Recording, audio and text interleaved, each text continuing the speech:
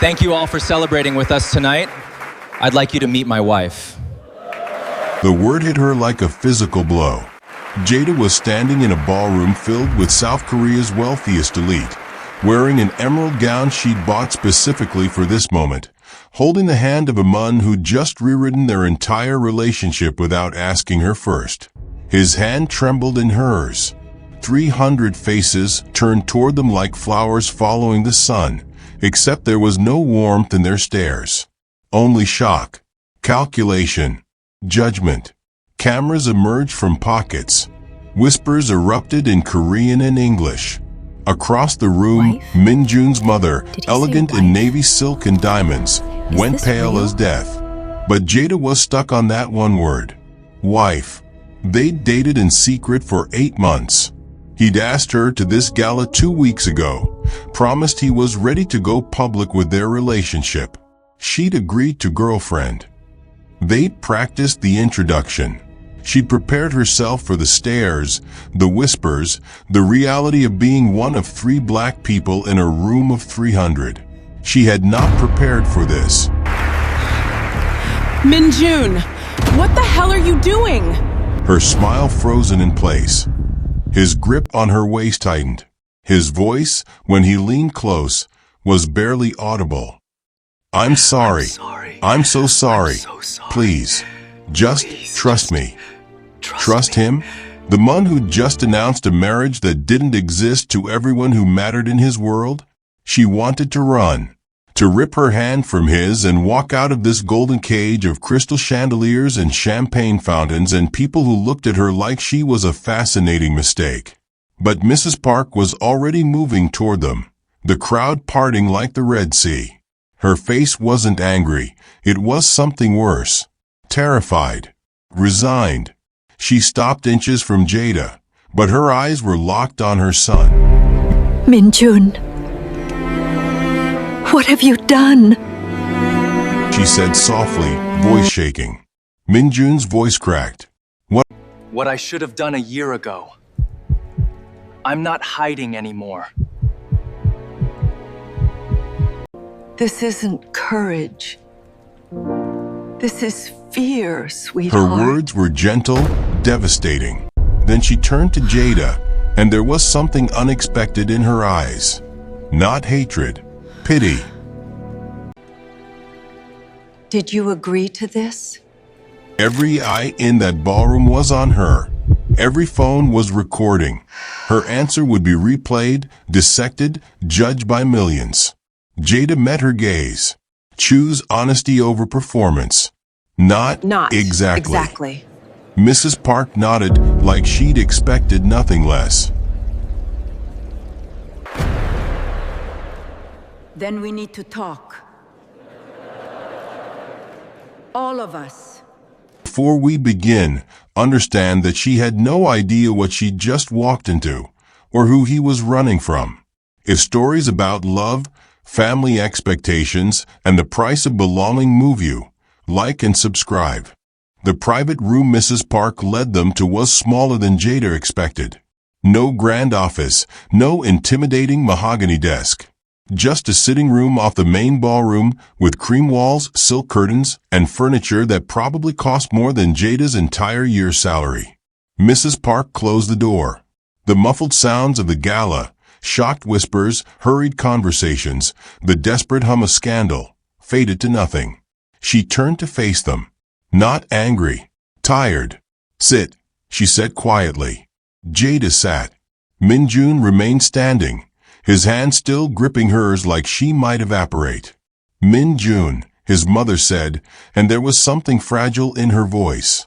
Let her go. He did. Slowly. His hand left hers and she felt the absence immediately, not because she wanted to hold it, but because she could feel him retreating into himself. Mrs. Park looked at Jada directly.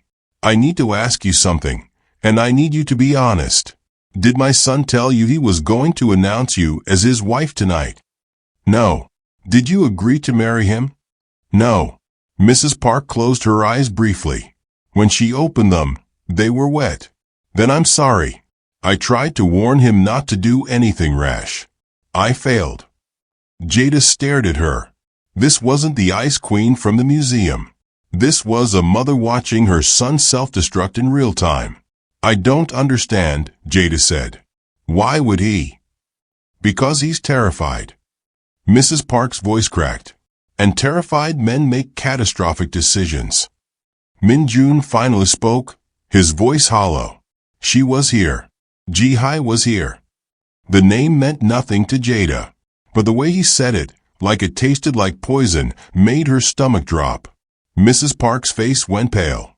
No, I specifically ensured her family's invitation was rescinded. Apparently business takes precedence over personal comfort. Min-jun's laugh was bitter, sharp. She walked right up to us, introduced herself to Jada, said I was a project she couldn't fix. Oh, sweetheart. Mrs. Park moved toward him, but he stepped back. Don't. Min-jun. I'm not a child. I made a choice. I stand by it. You made a panicked decision, his mother said gently, devastatingly. There's a difference. Jada's head was spinning. Who is Ji-hai? Silence. Min-jun wouldn't look at her. Mrs. Park's eyes begged him to speak. Finally, someone I used to date. It ended badly. Badly, his mother repeated, and there was something razor-sharp beneath the word. That's what you're calling it? Mother, please. She destroyed you. 4 months I watched you stop eating, stop sleeping, stop being you star. Don't minimize what she did. Jada stood. What did she do? Min-jun's face was stone. It doesn't matter. It's over. It clearly matters if you just announced a fake marriage to 300 people. It's not fake. His voice was desperate now. I mean, I know we're not legally married, but I want us to be. Eventually. When you're ready. If you're ready. I saw her and I couldn't let her think I was still alone. Still broken. Still the person she said I was. The room felt too small. Too airless. What person did she say you were? Jada asked quietly. It doesn't matter. It does to me. Min-jun finally met her eyes, and what she saw there broke something in her chest. Shame. Deep, corroding shame. She said I was weak. That I didn't know how to love someone. That any woman who stayed with me would eventually realize I'm not worth the effort. His voice didn't waver, which somehow made it worse. She said I'd probably destroy my family's company too. That I'm a disappointment to everyone who knows me. Jada couldn't breathe. And you believed her? She was right about some of it. She wasn't right about any of it, Mrs. Park said fiercely, and Jada saw the mother now, not the society matriarch. That woman is cruel. I should never have introduced you. I should have seen what she was. You couldn't have known, Min-jun said automatically, and Jada heard it, the apology in his tone even when he wasn't apologizing. I should have. Mrs. Park turned to Jada, and there were tears on her face now. I pushed that relationship. I thought she was appropriate, perfect on paper. And by the time I realized what she was doing to him, the damage was done. Jada's mind was reeling. How long were you together? 3 months, Min-jun said. 3 months. 90 days. And this woman had carved herself into him so deeply he was still bleeding a year later. I'm not her, Jada said quietly. I know. Do you? She stepped closer. Because from where I'm standing, you just used me as a shield against her. You announced to everyone who matters in your world that I'm your wife, not because you wanted to celebrate us, but because you wanted to prove something to her. That's not, he stopped. Swallowed. Maybe. Partially. I don't know. When I saw her, I couldn't think. I panicked. So you dragged me into your panic without asking me first. Yes. His voice broke. And I'm sorry. I'm so sorry. I needed her to see that I'm not that person anymore. That I found someone who actually wants me. Do I? Jada's voice was sharper than she intended. Want you? Because right now I don't even know who you are. 6 months, Min-jun. We've been together for 6 months and I didn't know any of this. I didn't know about her. I didn't know you were carrying this. You let me think your hesitation about going public was about me being black, about your family judging me. It was about that too. But it was more about this. She gestured between them.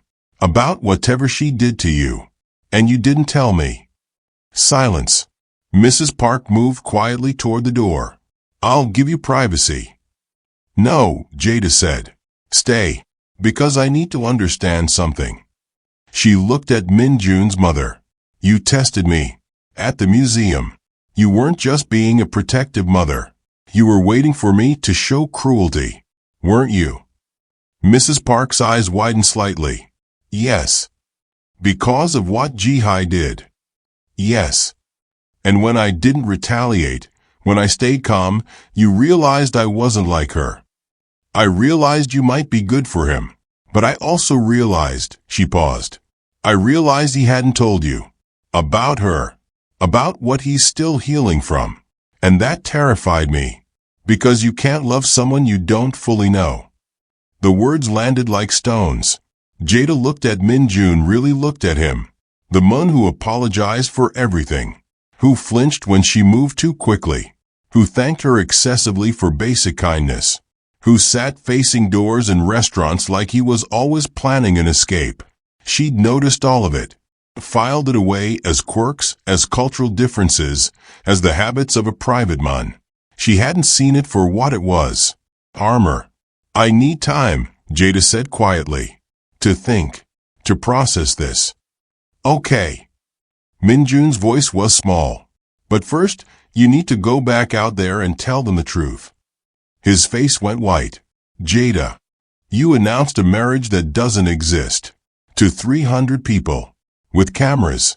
That's not something we can just ignore. If I tell them it's not true, they'll crucify you. They'll say you were trying to trap me. They'll make you the villain. Mrs. Park spoke quietly. There's a third option. They both turned to her. You could tell them you're engaged. Not married yet. Planning to marry. It softens the lie without completely exposing it. That's still a lie, Jada said. Yes. But it buys you time. Time to figure out if you actually want this relationship. Time for Min-jun to be honest with you about everything. Time for the media frenzy to calm down enough that if you decide to end things, it won't destroy you both. Jada wanted to argue, wanted to demand complete honesty, immediate correction, public accountability. But she looked at Min-jun's face, pale, terrified, bracing for her to leave, and she understood something. He didn't announce her as his wife to trap her. He announced it because he was drowning and she was the only solid thing he could grab onto. It was selfish. It was wrong. It was panic made audible. But it wasn't malicious. Okay, Jada heard herself say. Engaged. We'll tell them we're engaged. Min-jun's eyes filled with tears. Thank you. Don't thank me yet. Because here's the deal. She stepped closer, her voice low and fierce. No more secrets. No more hiding. You tell me everything. About Ji-hai. About what she did. About what you're still working through. All of it. Okay. And you get help. Real help. Not just therapy you mention in passing. Actual consistent work on healing. I will. And if I decide this is too much, if I decide I can't do this, you let me go. No guilt. No panic decisions. No public spectacles. You let me walk away. He nodded, throat working. I will. Promise me. I promise. Jada turned to Mrs. Park. And you, if we're doing this, you don't get to test me anymore. You don't get to make me prove I'm good enough. Either you trust me or you don't, but I'm not performing for your approval. Mrs. Park's lips curved into something that might have been a smile. Fair enough. Good. Jada smoothed her emerald dress, squared her shoulders. Then let's go fix your son's catastrophic mistake. 6 months earlier, the museum was quiet. Late afternoon on a Tuesday, The modern art wing was nearly empty except for a security guard half-tired in the corner and one other person. Jada noticed him because he'd been standing in front of the same painting for 20 minutes. Not moving, not checking his phone, not reading a placard, just looking. The painting was one of hers. Well, not hers exactly. It was on loan from a private collector, but Jada had curated this exhibition. She'd chosen this specific piece because it spoke to displacement, to belonging, to the question of home. A black woman's silhouette fractured across a canvas of blues and golds, half-formed and fully present all at once. The man in the expensive gray coat tilted his head slightly. Studying. Jada couldn't help herself. "What do you see?" He was startled, turned, and she got her first real look at him. Korean. Early 30s. Sharp features softened by genuine surprise. Eyes that looked tired in a way sleep wouldn't fix. "I'm sorry," he said in perfect English. "I didn't mean to monopolize the space." "You're not monopolizing anything. I'm just curious. You've been looking at this piece for a while." "I have." He glanced back at the painting. "I keep trying to figure out if she's being broken apart or coming together." Jada smiled. "What do you think?" "Both, maybe. Or neither. Maybe she just is." He paused. "That probably sounds ridiculous." "It sounds exactly right." His expression shifted. Surprise again, but warmer this time. "Are you an artist?" "Curator. Jada Murphy." "Park Min-jun." He bowed slightly, automatic, then caught himself and extended his hand instead. His handshake was brief, polite, and his palm was cold. "The artist is Kenyan," Jada offered. "Based in London now. She works a lot with themes of diaspora." "It's beautiful. Uncomfortable, but beautiful." "Art should make you uncomfortable sometimes." "Should it?" Min-jun looked at her, genuinely curious. "I was always taught art should be pleasing, elevating." "Who taught you that?" "Expensive tutors. European universities. People who thought they knew better than they did." There was something bitter beneath the words. Not directed at her. At them. "Let me guess," Jada said. "Business degree? Family company?" His smile was rueful. "That obvious? You're wearing a coat that is costly and screaming luxury, and you're spending your Tuesday afternoon alone in a museum most people have never heard of. Either you're hiding from work or hiding from life. Can it be both?" She laughed. He smiled at the sound like it surprised him. "Can I buy you tea?" Min-jun asked suddenly, as an apology for monopolizing your painting and an excuse to hear more about why art should be uncomfortable. Jada should have said no. Should have recognized the signs, expensive clothes, careful English, the particular loneliness of someone used to being watched. But his eyes were kind, and he'd stood in front of her exhibition for 20 minutes, finding meaning in displacement. "Sure," she said. "There's a place 2 blocks from here." The tea house was small, traditional, the kind of place tourists never found. Min-jun ordered in Korean, then translated for her without being asked. "I requested the chrysanthemum tea. It's subtle. If you prefer something stronger." "Chrysanthemum is fine." They sat across from each other in a wooden booth, steam rising between them. "So," Jada said, "tell me why you're hiding." "Direct. I like that. I don't have time for games. If this is just rich guys slumming it with the interesting museum lady, I'll finish my tea and leave." "It's not that." He paused. "I don't really know what it is, honestly. I saw your exhibition advertised. Took an afternoon off. I thought maybe looking at something beautiful would help." "Help with what?" "Feeling less empty." The honesty was startling. Raw. He said it like he was commenting on the weather. "That's a lot to admit to a stranger," Jada said quietly. "Maybe that's why it's easier. You don't know me. You don't have expectations." "Everyone has expectations." "Then let me rephrase. You don't know enough about me to be disappointed yet." "Yet," she echoed, confident. realistic. He sipped his tea. Tell me about the exhibition. Why displacement? Why diaspora? So she did. She told him about growing up black in America, about her grandmother's stories of the South, about studying art history in spaces that rarely acknowledged art that looked like hers. She told him about finding this Kenyan artist's work in a London gallery and feeling seen for the first time in years. He listened, didn't interrupt, didn't check his phone, didn't look away. When she gestured broadly, enthusiastically explaining a concept about negative space, he flinched. It was subtle. A tiny recoil. Shoulders tensing. Eyes blinking rapidly. Jada stopped mid-sentence. Are you okay? Yes. His smile came too quickly. Sorry. You just moved fast. Startled me. She studied him for a moment. His smile was genuine, but something underneath wasn't. Sorry, she said softly. I talk with my hands. Occupational hazard of teaching. No, it's fine. I'm just not used to animated conversation. My work environment is very formal. That made sense.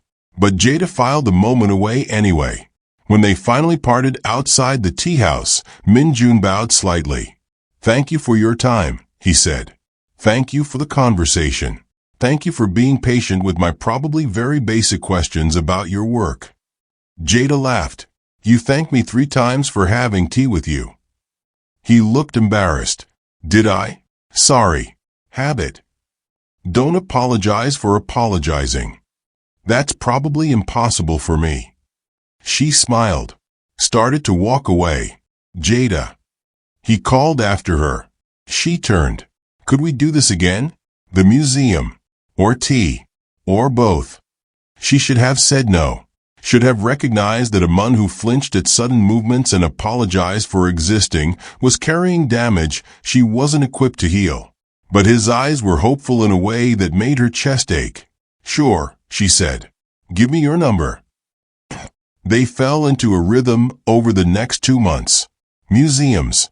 Tea houses. Long walks through neighborhoods where no one knew his name. He never suggested expensive restaurants. Never flaunted wealth. Never tried to impress her with anything except his attention.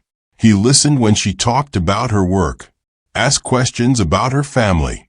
Remembered small details, that she liked jasmine tea but not green, that she had a younger brother studying medicine, that she missed her grandmother's cooking. He was thoughtful. Almost excessively so. He also apologized constantly. For being 2 minutes late. For suggesting a movie she didn't love. For ordering food that wasn't perfect. For existing in a way that might inconvenience her. You know you don't have to be perfect around me, Jada said one evening, walking along the Han River. Min-jun's face went blank. I'm not trying to be perfect. I'm just trying not to mess this up. The intensity of the statement caught her off guard. Mess what up? We're just hanging out. Right. Yes.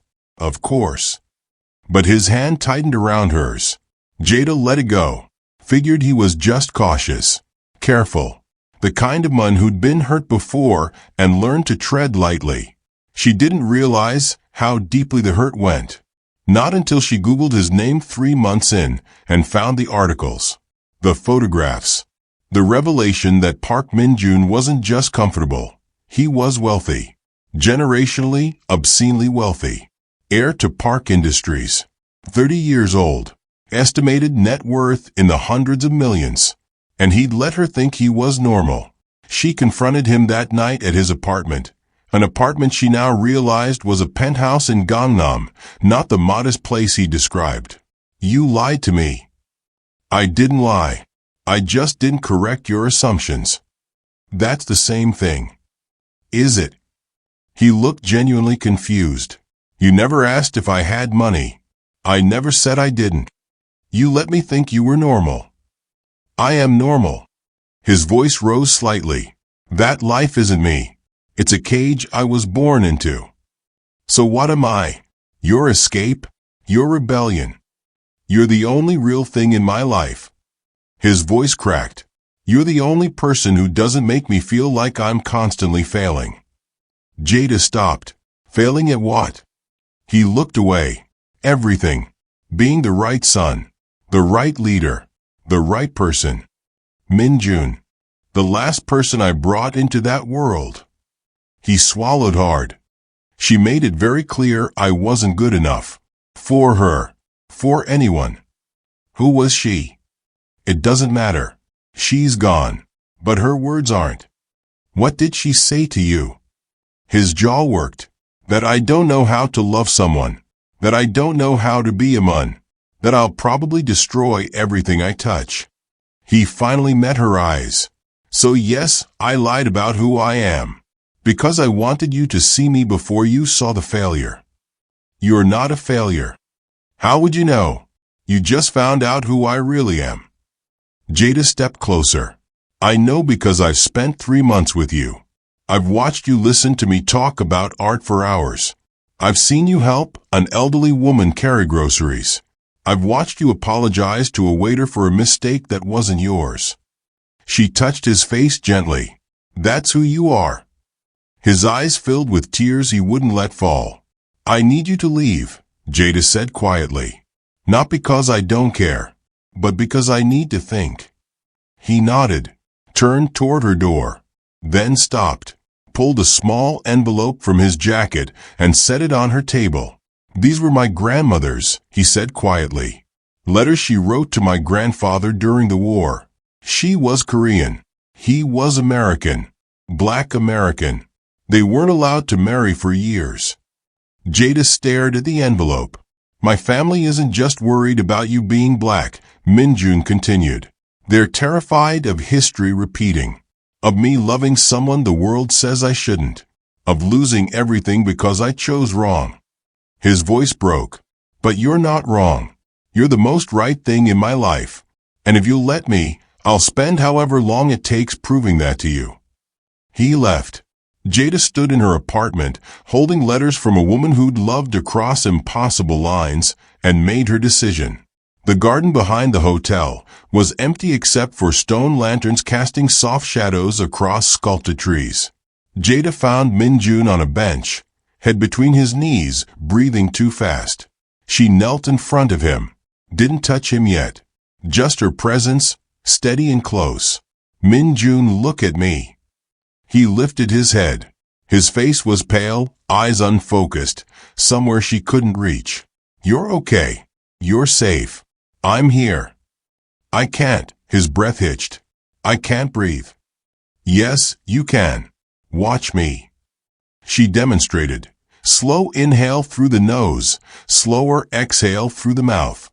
He tried to match her. Failed. His chest heaved. Again, she said gently. With me.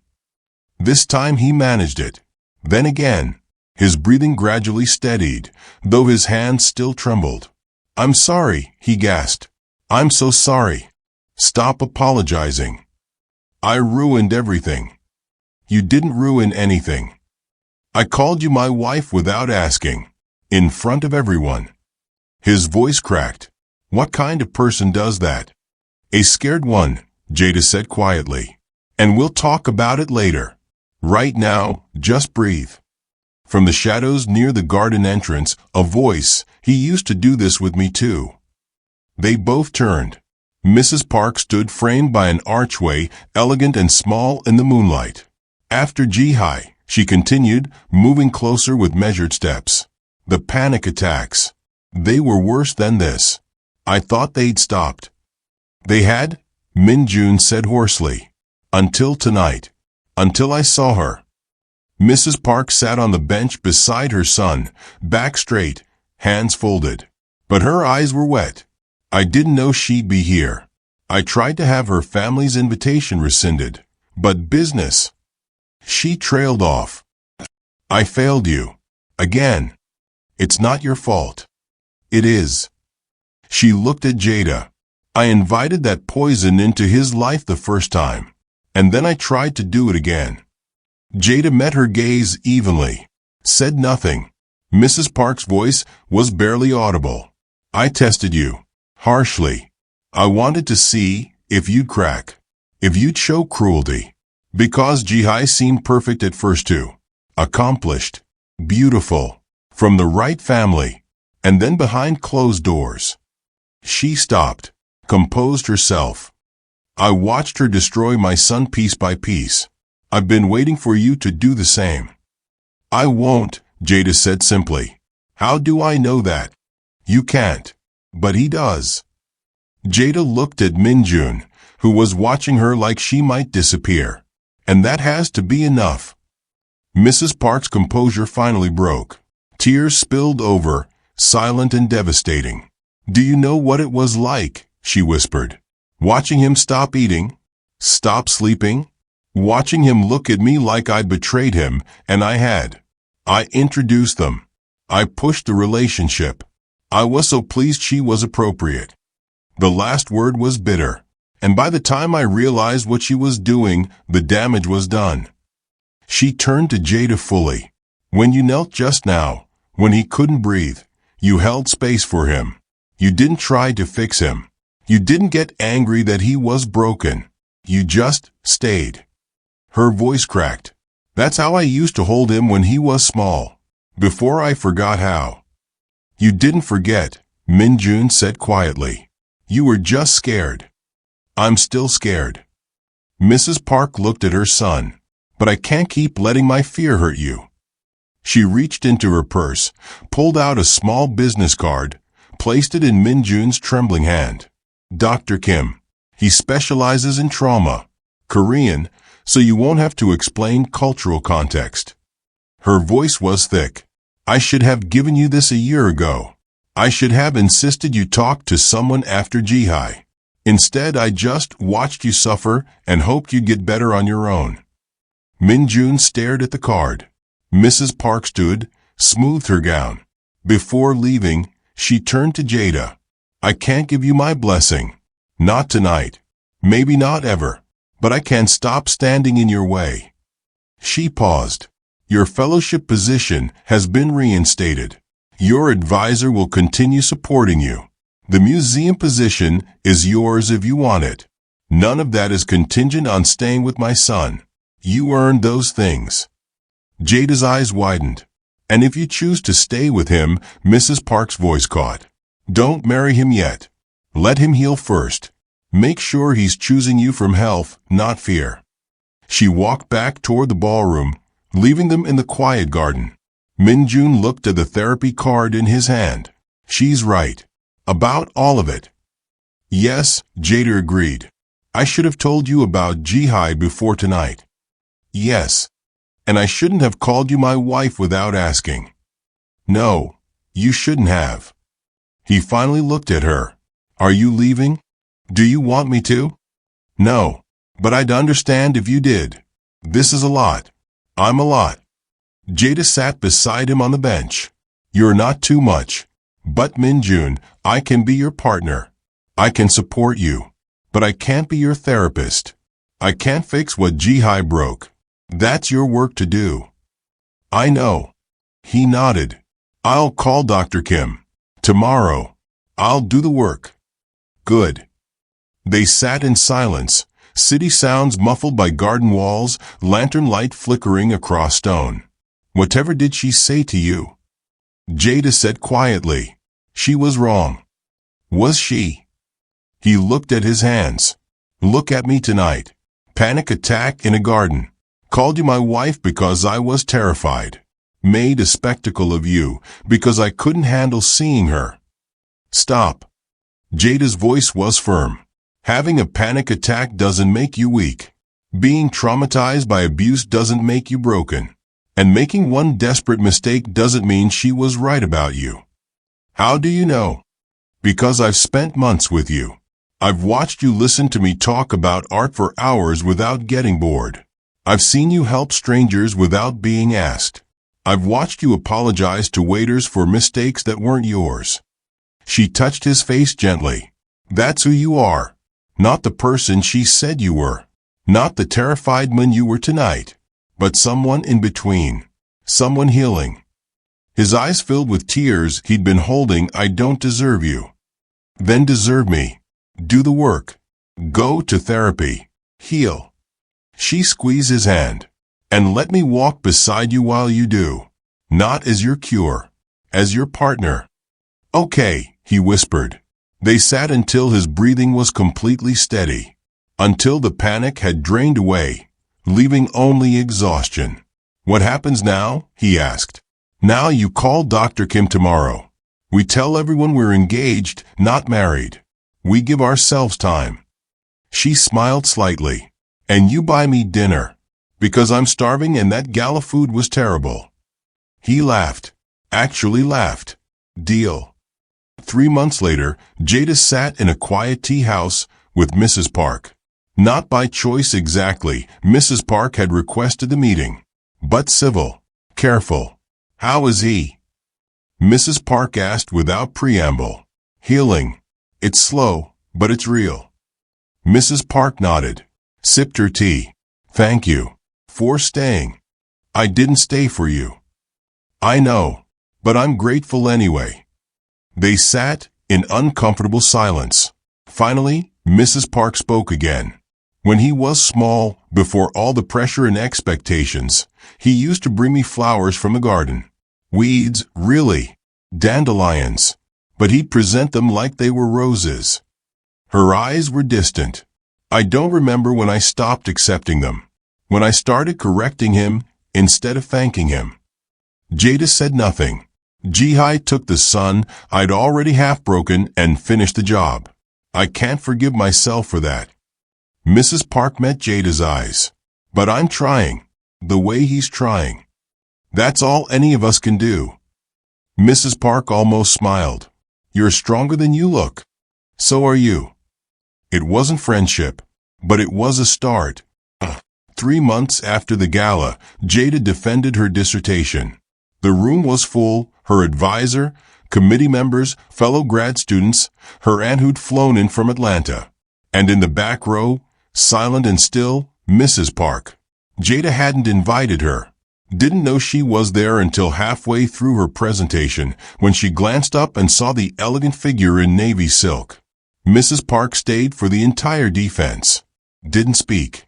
Didn't approach. Just witnessed. When it was over, when Jada had successfully earned her doctorate, she found a note on her chair. 2 words in precise handwriting, well done asterisk. Jada folded the note carefully. Put it in her pocket next to her grandmother's handkerchief. Different generations. Different battles. Same quiet strength. 5 months after the gala, Min-jun took Jada back to the museum where they'd met. The modern art wing was quiet again. Late afternoon. The same painting hung on the wall, the fractured black woman in blues and golds. Do you remember what you asked me? Min-jun said. The first day we met. And I said I couldn't tell if she was being broken apart or coming together. Jada smiled. You said both. Or neither. That maybe she just is. I was wrong. He turned to face her. She's coming together. Slowly. Piece by piece. Not because someone else is fixing her, but because she's choosing to be whole. He knelt. No crowd this time. No cameras. No spectacle. Just them. He pulled out a small box. Inside, a jade ring, simple, old, beautiful. The first time I called you my wife, I was afraid. Afraid you'd leave. Afraid Jihai was right about me. Afraid I'd lose you if I didn't claim you publicly. His voice was steady now. I was wrong to do that. It wasn't fair to you. It wasn't real. Jada's eyes filled with tears. But I'm not afraid anymore. I'm not healed. I don't know if I ever will be completely. But I'm whole enough to know the difference between fear and love. He took her hand. So I'm asking you now. Not because I'm terrified you'll leave, but because I know I'd be okay even if you did, and I still choose you. Every day. Every version of you. Every version of us. His voice was clear. Jada Murphy, will you marry me? Not as my escape. Not as my rebellion. Not as proof to anyone else. But as my partner. My equal. My choice. Jada knelt to his level. Cupped his face. Yes. Because you're not the broken man I met. You're not the perfect man you thought you had to be. You're the healing mun I love. He slid the jade ring onto her finger. They kissed in front of the fractured woman coming together, in the place they began. No performance, no panic, just choice. 18 months after the gala, they married. The ceremony was small. 30 people in a botanical garden, neutral ground, beautiful and quiet. Jada wore her grandmother's quilt as a shawl, carried Korean flowers. Min-jun wore his grandfather's watch, Western-style suit. A Korean-American officiant who understood both worlds and required neither to dominate. Mrs. Park sat in the second row. Not front, not back. Middle ground. When they exchanged vows, her eyes were wet. At the reception, she approached Jada with a small wrap box. This was my mother-in-law's, Min-jun's grandmother. She wanted him to give it to the woman he chose for himself. Inside, a simple gold bracelet with Korean inscription. What does it say? Jada asked. Mrs. Park's voice was soft. Love is a choice, made daily. They didn't hug. But Mrs. Park touched Jada's hand briefly. Thank you, she said, for seeing him. Thank you, Jada responded, for letting me. Their home was a mansion, but not the kind that begged for attention. It was a sprawling minimalist estate perched above Seoul, where clean lines, warm natural stone, and walls of glass replaced gold chandeliers and unnecessary extravagance. Every room was spacious, quiet, and meticulously designed. It looked less like a billionaire's trophy and more like a sanctuary. Yet beneath the luxury, it was unmistakably a home. Grandmother's hand-stitched quilt lay across a cream linen sofa worth more than most cars. Grandfather's letters were preserved inside a glass display on a custom walnut bookshelf. Min-jun's therapy books rested openly on the travertine coffee table. He didn't hide them anymore. Photographs filled the walls, the two of them laughing, Jada's family, Min-jun's grandmother, and even one of Mrs. Park almost smiling at their wedding. Museum-quality Korean celadon pottery stood beside handcrafted African sculptures. Her framed dissertation hung beside the mission statement of the Kim Foundation. Designer furniture blended effortlessly with family heirlooms. Every expensive piece had been chosen for comfort rather than status. Two histories, building one future.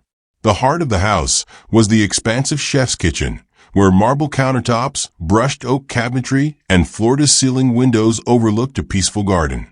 They cooked together there almost every evening. Jada taught Min-jun her grandmother's collard greens recipe. He taught her his grandmother's kimchi technique.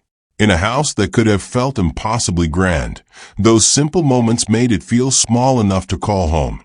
You're putting too much gochugaru, he said, laughing. You're not putting enough salt, she countered. We're both probably right. Or both wrong. Guess we'll find out. The doorbell rang. Min-jun answered. Mrs. Park's driver delivering the antique wedding chest from the ceremony. They placed it in the living room. Between the quilt and the letters. Between where they'd come from and where they were going. Min-jun pulled Jada close. I love you. She smiled. I know. You show me every day. Is that okay? I know I used to over-apologize, over-explain. It's okay. You're not performing anymore. You're just loving me. Yeah, I am. They danced in the kitchen. No music. Just them. Outside, Seoul glittered in the evening light. Inside, two people who'd been fractured were choosing, every day, to come together. Not fixed. Not perfect. Just whole enough.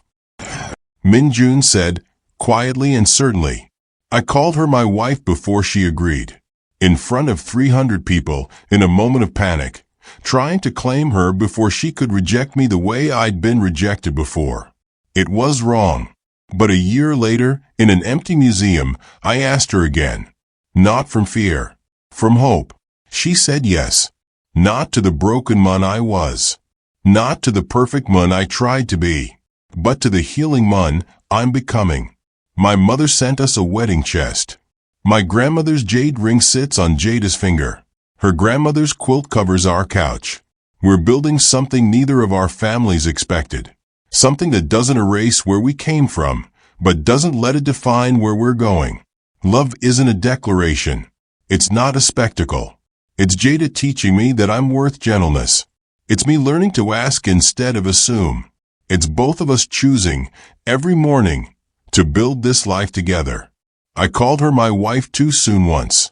But now I've earned the right to call her my partner. And that's not just enough.